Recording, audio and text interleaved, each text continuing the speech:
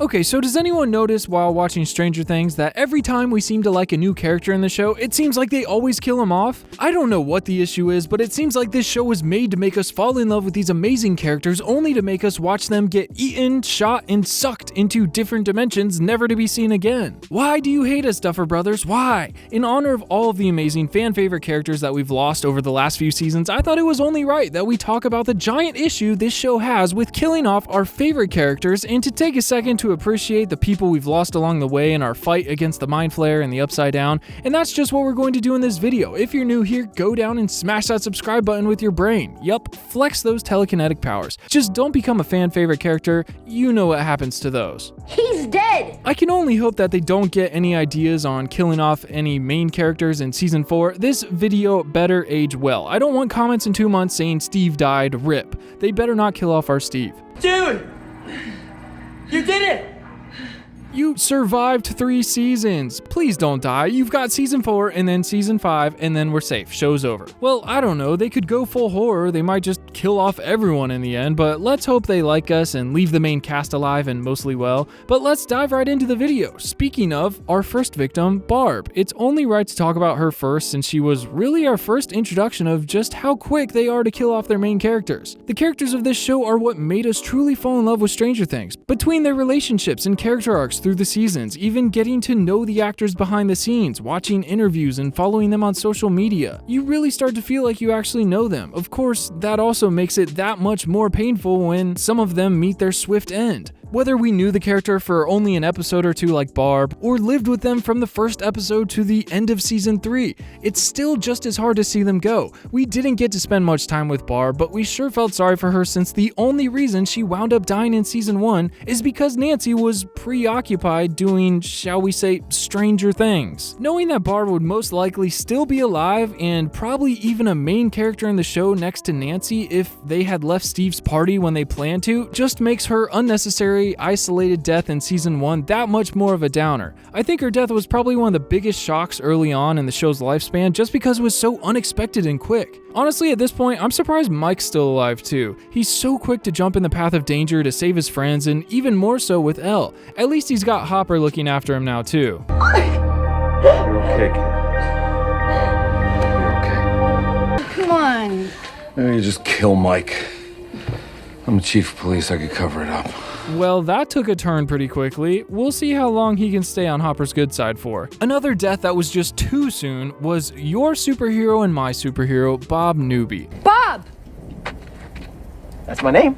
This was a character that, not going to lie, I had my doubts about at first, but of course, he grew on me and you and all of us just like they wanted him to, and then boom! In the blink of an eye, he was taken away from us, dying the death of a hero, and as much as it sucked to see him go, I really like Bob as a character, and he was actually really useful. Most times, the new boyfriend character in other shows usually ends up being some kind of shallow jerk who doesn't serve a purpose except to fill the gap of what once was. Bob not only proved to be a good partner for Joyce and all of her crazy shenanigans, but also a brilliant character. He helped the group figure out the tunnel system in Season 2 and even reset the entire computer lab system using his knowledge of basic programming language. He just ends up being a really likable and very useful character. Well, no, he's a straight up hero. He saved everyone's lives and sacrificed his own so that they could live. So when Bob just barely manages to reach Joyce and Hopper at the lab exit only to be attacked and brutally killed by a pack of demo dogs, it really hit hard, you know, where it hurts. You never truly know who's going to survive in this series, especially when it gets close to the finale like this. Which means that every character is always in danger of facing a gruesome death just like Bob.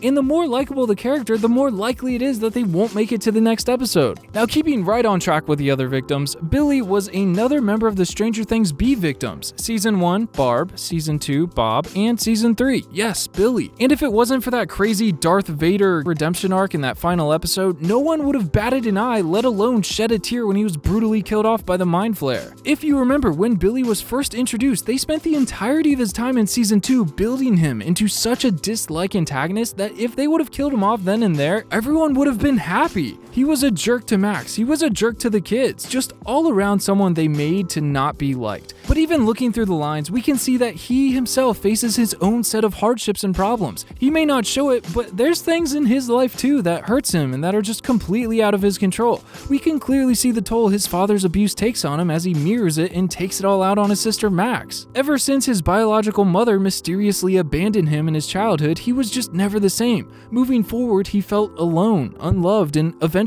grew into a childhood bully that we see carried on through his time in season 2 and season 3. It wasn't until 11 unlocked his consciousness after the Mind Flayer took over his body to harvest half of Hawkins for his giant meat puppet that we truly saw him turn over a new leaf. And in just that little moment that 11 peered into, we were able to see the true Billy, the part of himself that died so long ago after his mother left. 11 unburying this little memory and bringing his mother back into the spotlight for him was enough to shake him from the Mind Flayer's grasp over him, which no one else was unfortunately able to do. Instead of turned to mush, he was able to regain control over his body enough to protect Elle from the Mind Flayer long enough for Susie to finish her musical number and Hopper and Joyce to shut down the portal. I mean, not to mention the extra 3 minutes Susie took to sing her song could have been used to shut off the portal sooner, stopping the Mind Flayer before it killed Billy. I've still got a bounty up on Susie's head. If she doesn't get fed to a Demogorgon in season 4, we're riding in the streets. No, but honestly, it was so exciting to see Billy become good in the heat of the battle and save the day. This made it hurt so bad to see him get killed off just a moment later. Could you imagine what it would be like if they beat the Mind Flayer and Billy was still alive and good now? The dynamic would be so interesting to see. I can't wait to see what they're going to do with him for his episode in season 4. Let me know in the comments what you think this is going to be about. And don't forget to subscribe. YouTube has this problem right now that's randomly unsubscribing you from your favorite channels. So don't forget to go down and make sure YouTube hasn't accidentally unsubscribed you. It really helps me out, it supports the channel, and it's completely free. I'll be doing more Stranger Things videos that you're not going to want to miss. Now, sadly, we're not going to be seeing this next character in season 4 as far as I can imagine. The Smirnoff Russian himself, Alexei. This rogue scientist won our hearts through his love of cartoons and cherry Slurpees. And even though he was only in 1 season and didn't speak a lick of English the entire time, he was still one of the hardest characters to see get killed off. Like, why? That was so unnecessary. Why couldn't he have run off and lived the American dream life under a new alias with all the Woody Woodpecker cartoons his heart could take? Why did they have to do him dirty like that? Alexei by all means could have just been a throwaway side character, but despite the fact he only speaks Russian throughout the entirety in the show, you still find yourself loving this little character they blessed us with and really start feeling for him as a person. It's obvious pretty early on that he's not evil like most of the other Russian higher-ups in this season, like the Terminator who gives Hopper a run for his money. In fact, Alexei also proves to be incredibly helpful and even endearing to the show's regulars, to the point that even a by-the-book character like Murray comes around full circle from interrogating him at gunpoint to enjoying spending time with him and showing him around an American fair. In a series where young romances are falling apart, monsters from other dimensions are trying to invade our reality, and evil Russians are trying to open portals to other said dimensions, it was such a breath of fresh air to see Alexei being so wholesome all season and just enjoying himself at the fair. Of course, sure enough, at just the moment where he's being the most wholesome and we love him the most, they send in the Terminator to execute him and all of our hearts. 1 bullet, and there went both Alexei's wonderful night and one of the purest, most heartwarming characters to ever come on the show. F's in chat for Alexei, boys. Now, next I have a few honorable mentions before we get to the final heartbreaking death of the show. The biggest reason these are honorable mentions are, well, you'll see. The first one is Dr. Brenner. Yes, I know, he's not the nice guy. This dude literally bottle raised at least 11 children that were stolen from their parents. Most were actually a part of his experiments before they gave birth to their children, and then he proceeded to steal their children from them and fry their brains, or at least those that spoke up and said something about it. Nonetheless, his death was extremely shocking, or at least what was framed to be his death. It seems he got the easy end of the stick and Eleven had mercy on him, sparing him from her wrath as she squeezed everyone else's brain from inside their head. Thankfully, a Demogorgon takes him out though, and the scene ends, leaving us to believe Papa is dead. Well, at least until Elle tracks down one of his goons in season 2 with Callie number 8, another test subject, and they pry the truth from him that Brenner is in fact still alive and he knows where he's hiding. Brenner!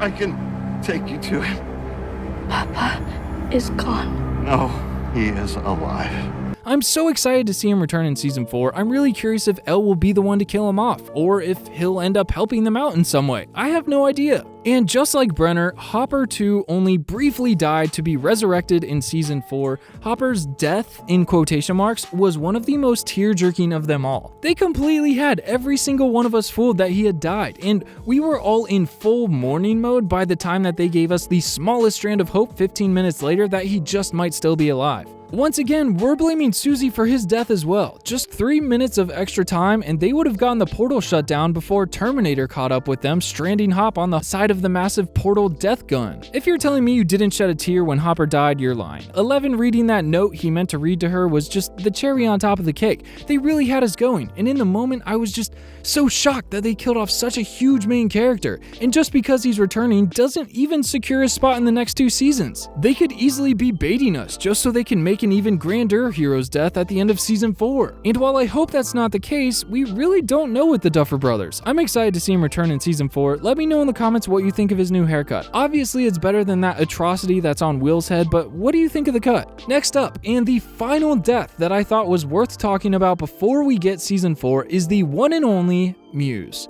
Muse is Dustin's cat that we were introduced to in season 2. Unfortunately, we didn't get to see him for very long, as shortly after we saw him, Dustin's new pet, Dart, which turned out to be a demo dog, ended up eating the poor thing. And just because his screen time was so short-lived doesn't mean his death was any easier on us. This guy was definitely one of the cutest on the list to go, and also the one who was replaced the fastest. By the end of season 2, Dustin and his mom already adopted another kitten, which they named Twos. Most likely a little homage to Muse, as well as the second Muse, or Twos. Let me know which character you missed the most in the show, and subscribe so you don't miss the next Stranger Things video. And until the next one, I will see you in the comments. Peace.